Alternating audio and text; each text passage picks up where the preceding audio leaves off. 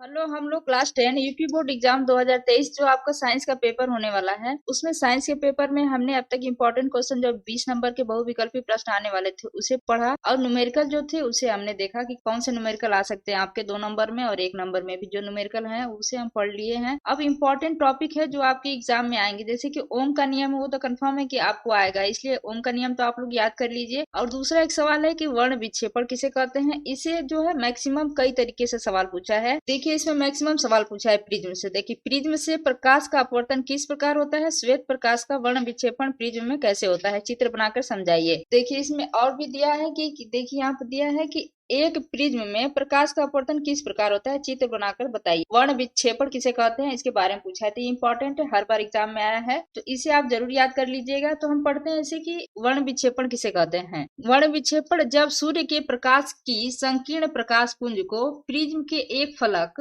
पर डाला जाता है तो प्रिज्म दूसरे फलक से निर्गत प्रकाश 7 रंगों में विभाजित हो जाता है तथा इसे पर्दे पर प्राप्त करने पर 7 रंगों की एक पट्टी प्राप्त होती है। इस प्रकार प्रकाश का 7 रंगों में विभक्त होने की घटना को वर्ण विक्षेपण कहते हैं। तो जो ये प्रकाश का 7 रंगों में विभक्त होने की जो घटना होती है उसी को हम क्या बोलते हैं, वर्ण विक्षेपण कहते हैं। और प्रकाश के विक्षेपण के दौरान प्राप्त 7 रंगों की पट्टी को स्पेक्ट्रम कहते हैं। जो पट्टी होती है उसे क्या बोलते हैं, 7 रंगों को, उसे स्पेक्ट्रम कहते हैं। ये जो वर्ण विक्षेपण है इसे अंग्रेजी भाषा में हम याद क्या करते हैं या इसे दर्शाते कैसे हैं कि VIBGYOR, इसे हम दर्शाते या इसे प्रदर्शित करते हैं, जिसे हमें लिखने में आसानी होती है। तो आप इसे लिखेंगे तो भी ठीक, नहीं लिखेंगे तो भी कोई बात नहीं है। तो देखिए यहाँ पे हमने बनाया, ये प्रिज्म लिया है। प्रिज्म आपको पता है ये त्रिभुज के आकार का होता है। अब यहाँ से श्वेत प्रकाश जा रही है तो श्वेत प्रकाश प्रिज्म से जाती हुई तो अपवर्तन, इसका अपवर्तन हो रहा है। तो अपवर्तन के बाद क्या हो रहा है, ये 7 रंग इससे रहे हैं। तो देखिए 7 रंग में कौन कौन रंग है, 7 रंग में पहला लाल रंग है, दूसरा नारंगी, तीसरा पीला, चौथा हरा, पांचवा नीला, छठवां आसमानी, सातवां बैगनी। मतलब सबसे ऊपर क्या है, लाल है और सबसे नीचे क्या है, बैगनी रंग है। यही दो आपको याद करना होता है, यही दो आपको याद करना होता है। क्या कि सबसे प्रिज्म से, जब भी प्रिज्म से श्वेत प्रकाश गुजरती है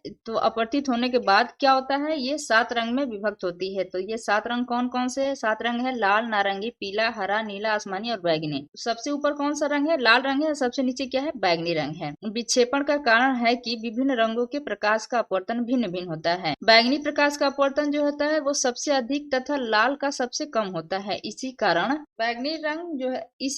बैगनी रंग स्पेक्ट्रम में सबसे नीचे तथा लाल रंग सबसे ऊपर प्राप्त होता है।